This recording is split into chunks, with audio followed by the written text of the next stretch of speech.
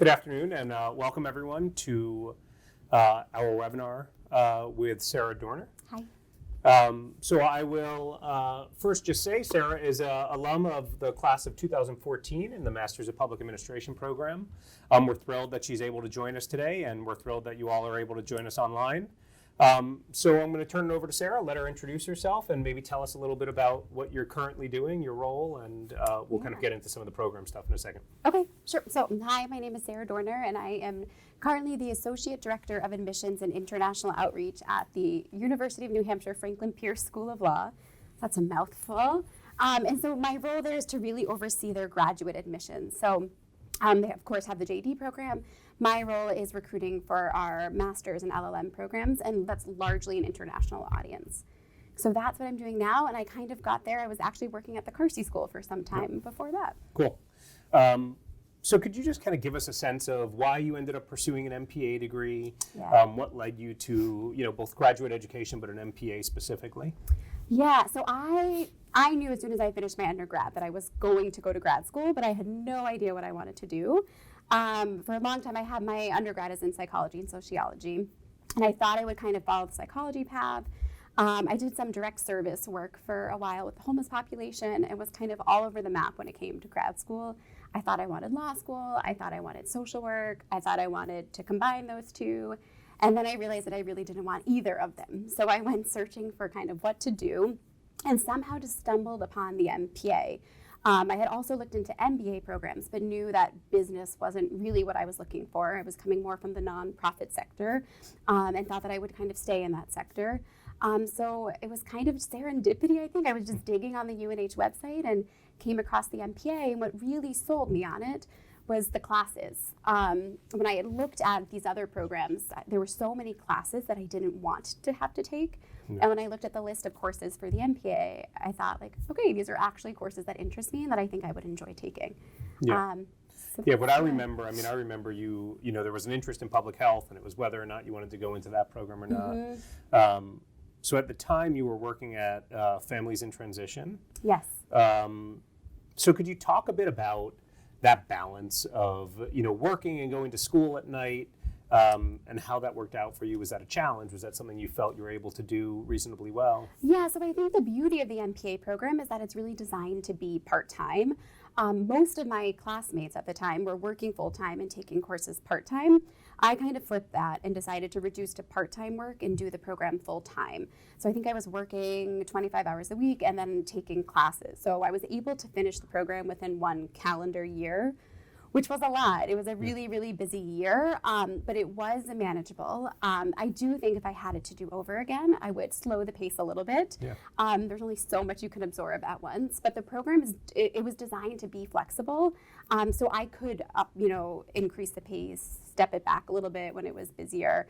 I chose to take courses through the summer, but some of my classmates took a break in the summer. Yeah. So I think that is the beauty of this program, is that it's designed in a way that you can balance it with your work and personal commitments. Yeah. Yeah, so just to kind of give everyone who's watching a sense, the program's designed so there are both 8-week courses, there are full semester courses, there are online courses, summer courses, January, winter term courses. So what Sarah did was you kind of just paired a bunch of them together and didn't stop. Yeah. Which allows you really to move through the program pretty fast. That's fair. I forgot about the J-term course, and that was actually, I did an independent study because at the time there wasn't a course offered, and I realized that if I didn't take a J-term course, I might not finish in the summer. Yeah. And that was a great experience, independent study to kind of have. I hadn't done like a big research project before. Yeah. So the program is just so flexible. Yeah. Right. And purposefully so, right? We tried to design it so it can be flexible like that. 12 months is quick. It was quick. But I survived. Yeah, right. Survived. And so did you find that the courses that you were taking were relevant to the work that you were doing at the time? 100%. I think the classes are really discussion based. Yeah. And because everyone that you're in class with is, I shouldn't say everyone, but the vast majority were also working, you're hearing about other people's work experiences, and every day, we'd be talking about something in class, I'm like, oh, this just happened at work today. Yeah. And so I think it was interesting that kind of what's happening in the day-to-day at work you're now coming to class and kind of putting language behind that, putting theory, or even just like the practice of things. So it kind of did bring it all together. Cool. So absolutely. Yeah, so that's nice to hear. One of the nice parts of the MPA program is that you're sitting in a classroom with people that you're learning from kind of all the time. And I think, what we like to say is, sure, there's facilitation and learning that you get from your faculty, but so much of that happens with your peers and your colleagues in the classroom. Yep. Yeah. And I think there's people at all different levels, and I can think of one classmate in particular who he had come straight from undergrad. Do you want to name him, or? Can I? I don't know. I don't know. Connor McIver, who was lovely. So he didn't really have too much work experience, but he was on his local school board. But he contributed in such meaningful ways, and just as much as someone who was 50, who had had years of professional experience. And to have those people in the classroom together really made for a unique and engaging experience. Yeah. So Connor McIver's now the town administrator for the town of Barrington. Yeah. So kind of pursued that MPA and actually stayed in local government. Yeah. So you're not in the nonprofit sector anymore. You're now in higher education. So could you tell us a little bit about your role now? And then, if these skills have kind of been transferable to this new role? Yeah, so I think, I had said when I was pursuing the MPA that I thought I was going to stay in the nonprofit sector. That said, I had also kind of considered higher ed. And when I was in the MPA program, I used my Capstone project as an opportunity to kind of explore higher education. Yep. And so my Capstone project was actually at the UNH Manchester campus and working on a leadership development program there. So that was kind of a good opportunity for me to kind of get my foot in the door, I think, with higher ed and just get a feel for the lay of the land. And interestingly, a lot of my classmates in the MPA program were UNH employees as well. Mm-hmm. So I could hear a little bit about their experience. So yes, I think the skills that you learn in the MPA program, they translate all over. And I think one of the other reasons that sold me on this program too was that I didn't know specifically what field I wanted to be in, and I felt like the skills that I would gain in the MPA program were broad enough that they would transfer to different sectors, different types of work and organizations. Yeah. Any kind of specific classes or skill sets or anything along those lines that kind of stand out as, wow, this is something that I actually use or something that I can use? So like probably every class. I probably should have paid more attention in the financial management and budgeting class in particular. But there was like a communications course. And that is something, so much of our work is communications, especially in recruitment, is you're making email communication plans and figuring out how to communicate in ways other than email. I think that course also talked about kind of stakeholders and kind of figuring out who you need to engage in the process, what's important to them, and that's something that I think about in my work all the time. Another course, conflict and change. Yeah. That's organizations. There's always conflict and change happening. So I think that those are things that I continue to think through. Yeah, cool. So yeah, absolutely. Awesome. So there are a bunch of folks out there who have considered our programs, and I think making the jump. Coming back to school after taking a break for a long time is intimidating. Yeah. And it's not, you're not quite sure if you're going to be able to transition back into school.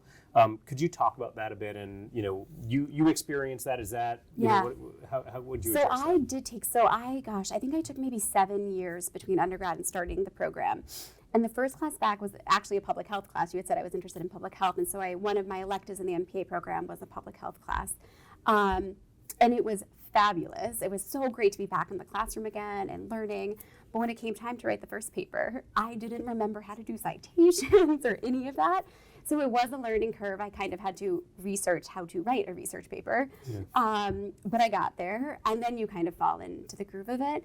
And again, with this program, you set the pace. So you can start really slowly and just take one class, see how it fits with your life. But I think also with the MPA program, you're not alone in that you've been out of school for a little while. A lot of your classmates will have been out of school for a little while. I was probably I wouldn't say on the younger side, but kind of right in the middle of the pack. Mm-hmm. So I wasn't alone, and professors are supportive of that. A lot of your professors are also working, so they get it. They get that you have a personal life, you have a work life, and they help you balance that really effectively. Yeah, nice. Yeah, and I think that that is something that we strive for in this program. Like I had mentioned earlier, one of the benefits is that you do have this wide range of experiences in the classroom. Yeah. And the folks that are coming back to school after being out for 20 years, are still kind of jumping into it. And I think, you had mentioned earlier, you were starting to give language to what you were doing. Yeah. And it's something that I think we try to do on a regular basis is say, okay, what are you doing on your daily basis? Yeah. And how can we attach that to some of the foundations that, you could learn in grad school? And I think, sometimes people feel, I think some older learners are there because for that self-improvement, they want to continue. Others feel like they know what they're doing, they just need the letters after their name. Yep. But I think regardless of what mindset you go into the program with, you think about things in new ways, you connect with people who think about things in different ways. So I think no matter how you approach it, there's always something to learn and to be gained. And then, yes, you will have the letters after your name. Yeah, cool.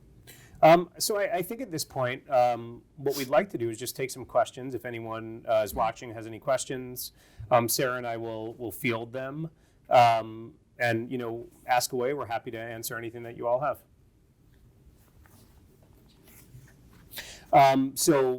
Apologies. There is a chat box on the Zoom screen that you could type those questions into, and if you type them in, then we could field them. So first question: what terms can I start the program, and how long will it take to get my degree? So the MPA program doesn't necessarily have a start term. You could start spring semester, summer semester, fall semester. So it really is whenever you're ready and whenever you want to get going, we'll work with you to get going. As far as how long it takes, I think Sarah's a good example of someone who was able to crank it out relatively fast. Typically we kind of think of it from maybe 16 months to 24 months. So it depends, right? The structure of the program is such that you can piece together classes in a way that allow you to both balance your life and school. And if you feel like you could take on more, I remember Sarah had said to me, it's 8 weeks, right? I could do anything for an 8-week time period. I think at that point you had 3 classes going at once. Yes. And it was a long 8 weeks, but yes, and that's the other thing I forgot about the program is that it's not all of your classes are the full semester. Right. Some of them are more intensive, but just for 8 weeks. And that, for me, made it feel even more manageable. Yeah. Because, 16 weeks sounds really long, but it's like 8 weeks I can get through. So, yes, and I think I did start in the fall, kind of, and then I did fall a class in my independent study in the J term, spring, and then my capstone and one other class in the summer, and then I was done. Yeah. So 1 calendar year. I think most of my classmates at the time were probably doing it kind of what you said, probably closer to 2 years. Yeah. It's a 36 credit program. There are some waivers where you could take it for 30 credits. But in general, it's a 36 credit program, which means that there are 11 courses and then your capstone. So it's just piecing all of that together, and, we help you do that. What types of jobs, roles does this degree prepare me for? I think Sarah gives us 2 examples, right? Yeah. Both nonprofit, direct service provision and nonprofit were you doing, or? So I was doing at the Families in Transition. I was working directly with the clients in the program, but was looking to take on more of like an administrative type role. But I think, as you said, Connor's a town manager now, all different layers of government, nonprofit work, and higher ed. I think, sure. It's funny because as I started to kind of get to know some of my classmates and then the alumni network of the MPA program, like there's so many people out there with their MPA. Yeah. So it really, it's versatile. Yeah. Yeah. So the MPA is a really general degree, right? It's a management degree for public and nonprofit organizations, for mission-driven organizations, right? So if your bottom line is a mission as opposed to dollars. The MPA helps you, manage an organization in a heightened political environment where it doesn't necessarily have a bottom line that is profit. So, in our classrooms, we have police officers, so law enforcement, we have higher ed administrators, we have nonprofit administrators, we have city managers, we have federal and other state employees, we have National Guard, so we have a lot of former military. There were actually, I'm remembering as you're talking about this, 2 classmates who, one of them already had his MBA, and another was doing the MBA, MPA combined. And I remember asking them, like, is this relevant, or was the MBA not enough? And they said, no, like, this is it's different. It's a different, it's a different degree. It's a different environment. Yeah, I mean, so the course titles look similar. Yeah. But what you get in the classroom is entirely different. So it really is a wide-ranging degree. It's also a degree that people recognize, I think. I think an MPA is something that people in the public and nonprofit sector are familiar with. So it carries a certain, weight with it. So many questions. So many questions. How fast can an international, is that what it says? International student who is not allowed to work complete the program? So an international student in the MPA, currently the MPA is not enrolling international students. That said, there are 2 other programs in the Carsey School. We have a Master's of Community Development and a Master's of Public Policy. Both of them are enrolling international students. And just to give you a brief bit of background on why we're not, we just don't feel as if where the program is currently located and how it's taught, so it's taught in the evenings in Manchester, that we could provide the support needed for international students through the system that we currently have. That said, our 2 other programs are taught in Durham with the appropriate supports we would like to provide to our international students. The beauty of the Carsey School and our 3 degrees is that you could actually piece together classes from each of those programs to fulfill your degree. So in a case with someone who's more interested in public management or public administration, they might enroll in a Master's of Public Policy and then focus all their electives on the public administration side of the shop, which gives them this breadth of both the policy and the administration side. And that's certainly one way to do it. And I'd be more than happy to talk to any international students offline to see if that's something that someone's interested in.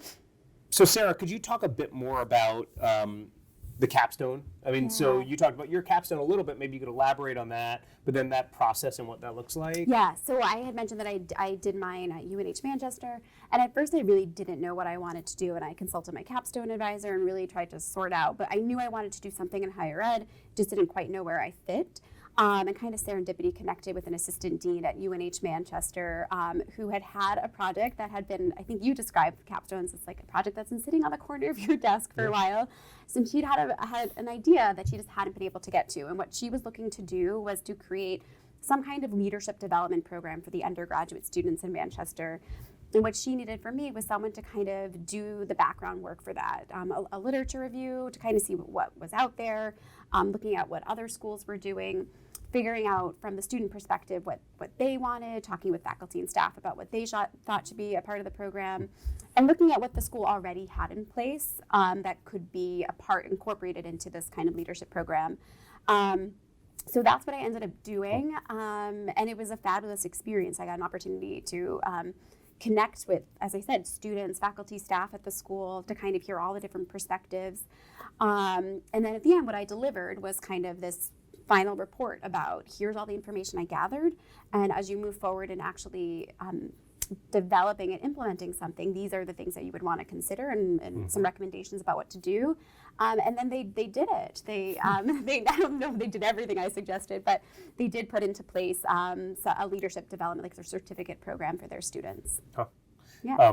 Cool. So I think that experience is something that a bunch of our students, get, right? Like the idea is that students are adding value to the organization, Yes. right? Yeah. So it's So you're not just going into UNH Manchester and kind of doing Yeah. something random that they're going to throw away. Right. Ideally, students walk out and the organizations implement what Right. they're doing, which Right. is cool. It was great. And Yeah. I think, I knew, I'm sure I could have come up with something at Families in Transition where I was working at the time that was different from the work I was doing there. Yeah. But I felt like I wanted to use the opportunity to try something different and get outside. And so I think that made it harder to kind of figure out what to do. But once I found a project, it was a great experience. Cool. Yeah. How do I apply? What are the requirements? So it's a graduate degree, right? So a bachelor's degree by the time you're going to be enrolled. You need your transcripts. You need 3 letters of reference. You need a personal statement, your resume, and there's a application fee. You do not need the GREs for the MPA program. And in general, I mean, what I would say is, the admissions committee looks at your personal statement, pretty closely. I think for us, it's the idea of why do you want to do this, right? Yeah. In your case, it sounds like you knew you wanted to stay within kind of the public sphere. Yes. So that's what we're looking at. Obviously, the letters of reference are important. But it's a pretty straightforward application process, not terribly hard. And you could reach out to any of the people on the admissions team and we could help you out. When is the application deadline? So that's an easy one. So summer is April 15th. So that's our next one coming up. The fall is August 15th. And the spring is December 15th. The truth is it's pretty much rolling admission. Right, so as soon as you apply, we will respond. Probably within a few weeks, you'll get an answer from us, and then you could enroll in courses the following term, whether that be spring, summer, or fall, and we'll walk you through that. What is the cost of the program? So I would say there are various costs, right? So the cost of the program in full is about $24,000. Out of state, it's about $26,000. But there are different waiver programs that you could take advantage of. So, for example, if you happen to be a certified public manager, you can waive out of certain courses, and then that would reduce your tuition. If you've taken any of the lean classes, either the lean yellow and green belt or the lean black belt, you could waive out of certain classes, and that would reduce your tuition. We have partnerships with organizations. So if you work for the City of Concord, we happen to have a partnership with you. So there are different ways to kind of manage this. And so tuition does look different, but those are the standard rates. Okay, well, I think we are all set on questions. I don't know if there's anything else you would want to add, or? No, I would just encourage anyone who's watching and thinking about doing it to definitely reach out to the folks at the Carsey School for more information, and do it. It's really, if you're thinking about going back to school, it's manageable. It's manageable, and the as I said, the professors, your classmates, they will support you through it. Cool. So yeah, do it. So thank you to Sarah for joining us. I know you're busy, and we appreciate your time today. Thanks. This was fun. And thanks to everyone who is watching us. Take care. Thank you.